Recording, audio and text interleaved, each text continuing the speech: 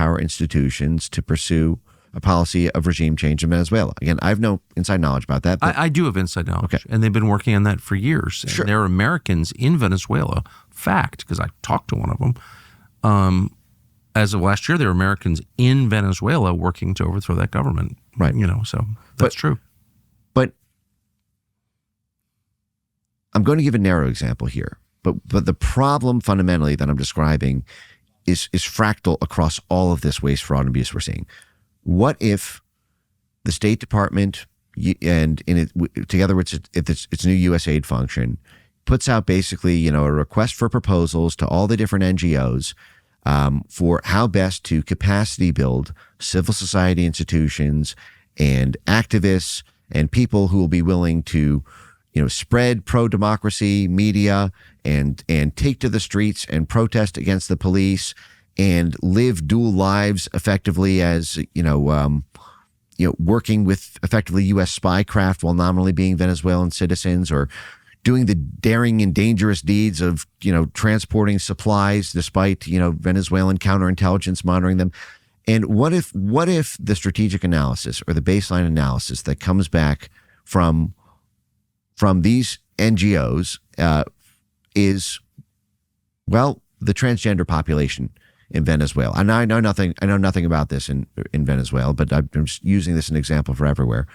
What if the cold hard fact is the demographic in that country that is most effective at destabilizing that country's democratically that country's government, or that will be most the highest return on investment for foreign assistance funds given?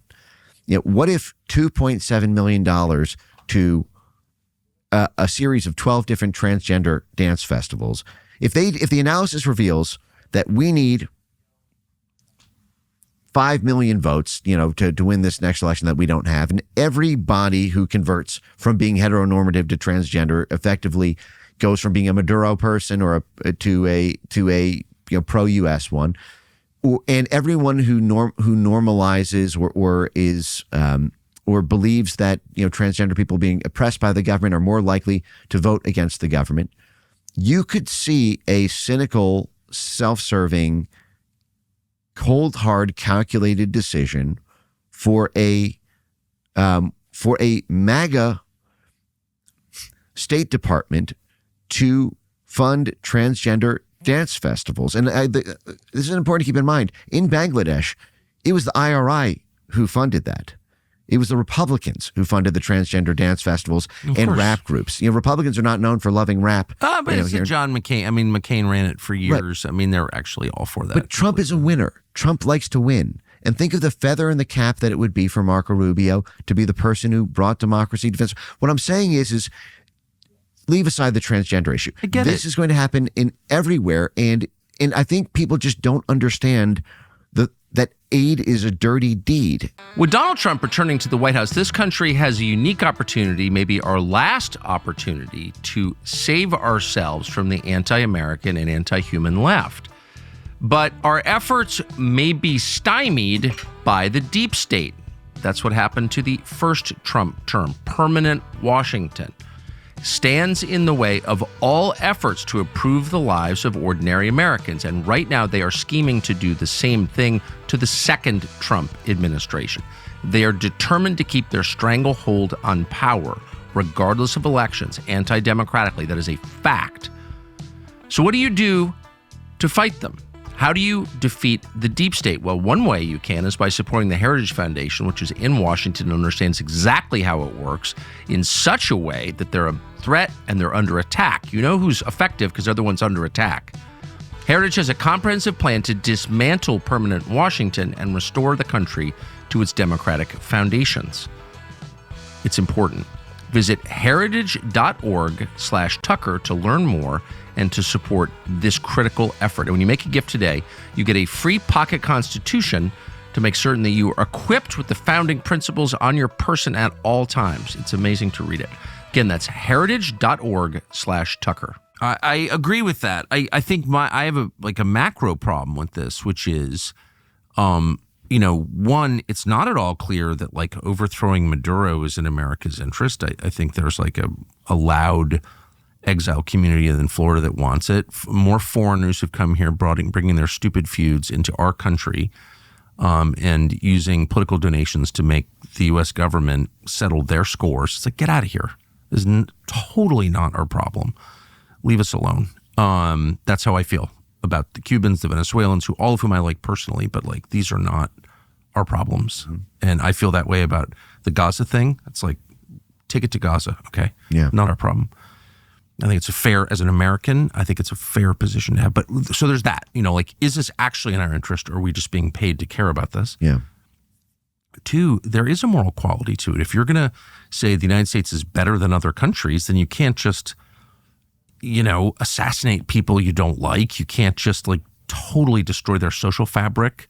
You have to make a straightforward, honorable case and allow the people of that country to decide using democratic means, because you're for democracy. Mm-hmm.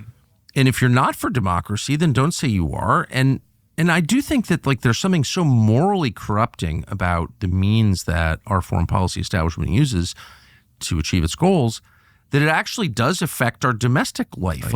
January 6th was an op by I think primarily by DOD is my impression. Mm-hmm.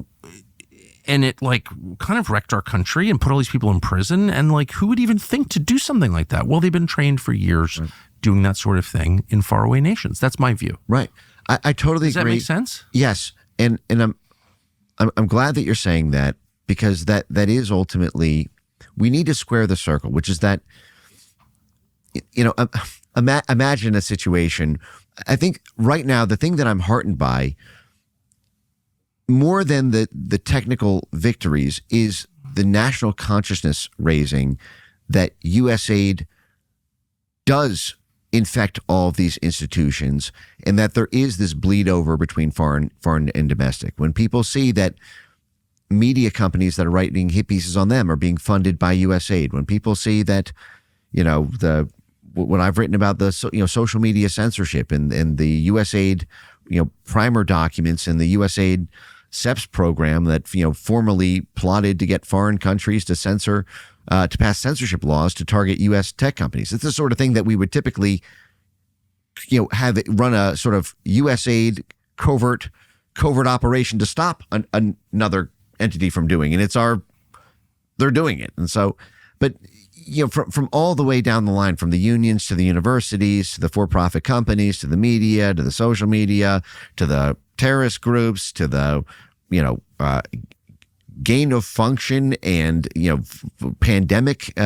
There's how corrupt does an agency need to be? Drugs, terrorism, pandemics. But it corrupts the country after a while. Of course. It's like you don't allow your cops to just like, they knew who all the drug dealers are, but you don't allow your policemen to walk up and execute them. Right. Because that's not our system, and we become as bad as the criminals we're fighting if we behave like that. But part of the reason there has been such little transparency about USAID, and I always say, when it's too dirty for the CIA, you give it to USAID for a number of reasons. Yeah.